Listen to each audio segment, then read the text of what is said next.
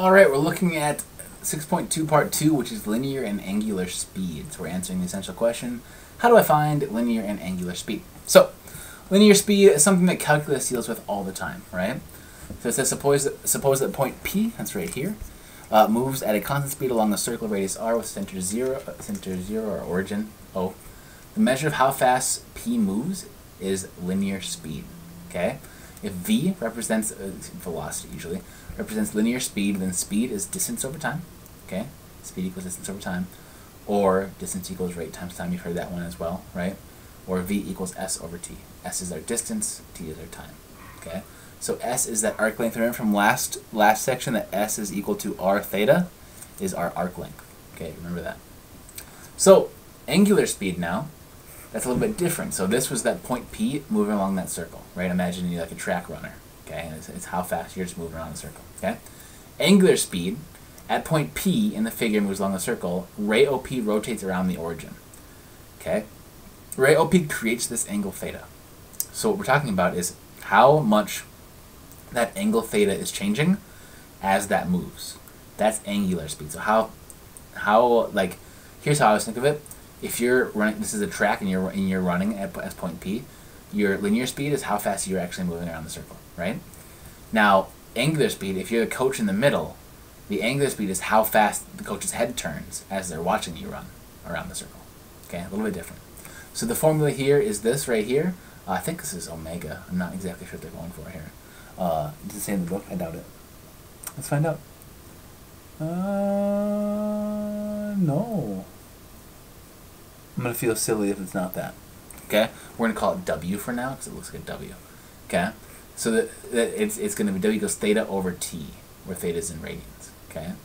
So here, theta is the measure of that angle as time. Just like before, it must be measured in radians.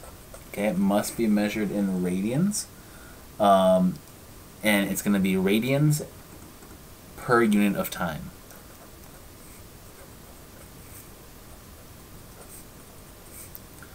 So for example, you'd be moving at a rate of, 2 radians per second or something like that, right? That's what it's getting at. Okay? So here are some formulas. Angular speed, okay? That was theta over time. So theta over T, where this is in radians per unit of time. Linear speed was V equals, what was it, S over T? Or S is R theta from before over T. Or if you think about this, theta over T is this, so that's the same thing as R omega. I'm going to call it omega for lack of looking it up. I feel stupid if it's not that. Okay? Those are all the same formula, right? So let's go ahead and use that formula. Okay? Using linear and angular speed formulas. Suppose the point P on a circle with radius 15 inches, and the ray is rotating with angular speed of pi over 12 radians per second. Okay, so we know this. We know that the angular speed is pi over 12. We know that r is 15, and I think that's all we know. Okay, so what we want to do is now we're looking for the angle generated by P in 10 seconds. So going back to that list of formulas, we have this is equal to theta over T. Okay, so now we know this, and we want to know this theta, and we know the time. Okay, the time is 10 seconds, so theta is equal to T times omega. I'm calling it omega. It's probably not omega. Okay, so that's just solving for theta here. So plug in what we know. We know this is 10 seconds. Okay, do I want? Yes, I just want 10 seconds because it's per second. Okay. And this is pi over 12. We solve this. These cancel to 5 pi over 6 as our final answer. 5 pi over 6. Okay. That one's not too terrible. Okay. This is 5 pi over 6 radians. That's the angle. Okay. The distance traveled along the circle in 10 seconds. So now distance is equal, so we have S equals R theta, right? S is our distance. We have our R and we have our theta. So we plug in our R, that's 15. Our theta from up here is 5 pi over 6, right? Just plugging stuff in. So we get, oh man, 25 pi over 3. 25 pi, so this divided by 3, this would be 5 and 2. 25 pi over 2, excuse me. 25 pi over 2 would be our answer. So distance traveled is that. We want inches though. So inches. 25 pi over 2 inches. These are just using those formulas, right? And lastly, find the linear speed. So the linear speed formula is v equals r omega. Again, calling it omega. Okay, that is that last formula, and we're using this one because we know what the radius is, and we know what omega is. Okay, so this is going to be 15 times pi over 12 divided by 3. What is that? 5 pi over 4. 5 pi over 4 radians per second would be my solution to that. Okay. Oh, I want inches per second, not radians. Sorry, inches. It's linear speed. Okay. Angular speed is radians, but we're not moving an angle. We're moving just that point along there. Okay. That's inches per second. So really, that's just using those formulas. Okay. Example 8. Finding the speed of a pulley. Okay. So we want to find. So it says a belt runs a pulley of radius 5 inches at 120 revolutions per minute. Find the angular speed of the pulley in radians per second. Okay. So what we're going to do some conversions here. So we know that once around the circle is 2 pi radians, right? And 1 minute is 60 seconds. So what we're going to do is we're going to convert. So we want to find our omega. Okay, we're looking at 120 revolutions per minute. So rev per 1 minute. Okay, times, now we need radians per second. We have revolutions per minute, we have to convert to radians per second. So we have 2 pi radians. That's 1 revolution. Okay, going around the circle once is 2 pi radians. And then we're going to get seconds times 1 minute over 60 seconds. Okay, so now what we have is 120 times 2 pi divided by 60. That should just be 4 pi?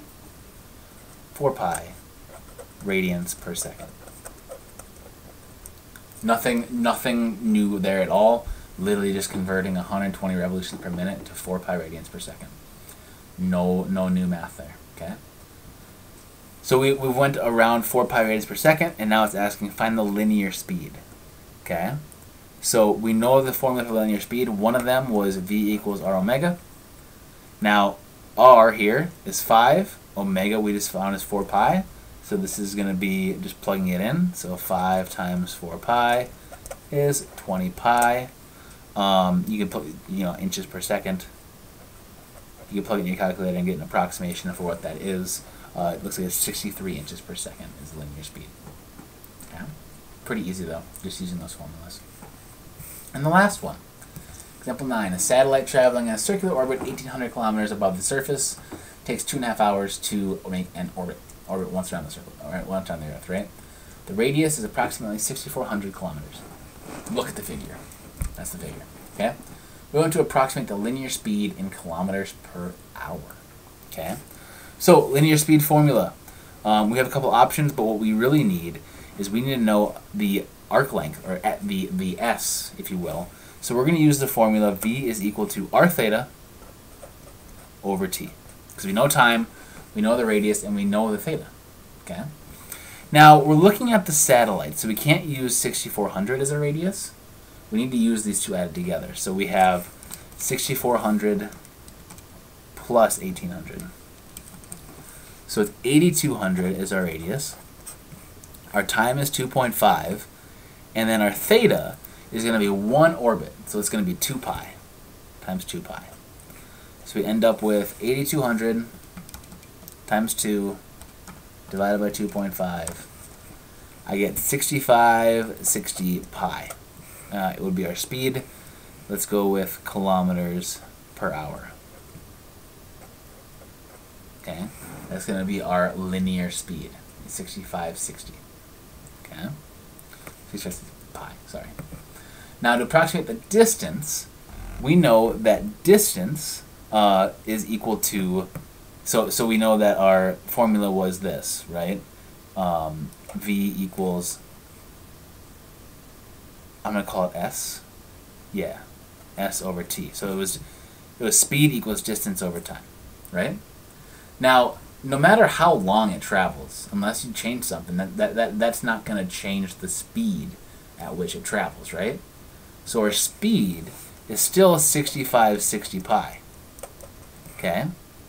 The time has changed to 3.5, but now we just have our S. That's our distance. So to solve it, you just take it times 3.5 on both sides. So 6560 times 3.5, and that's a big number. 22960 pi, and the distance is just going to be, what, kilometers? And there's our answer. Okay? So not a whole lot to that one.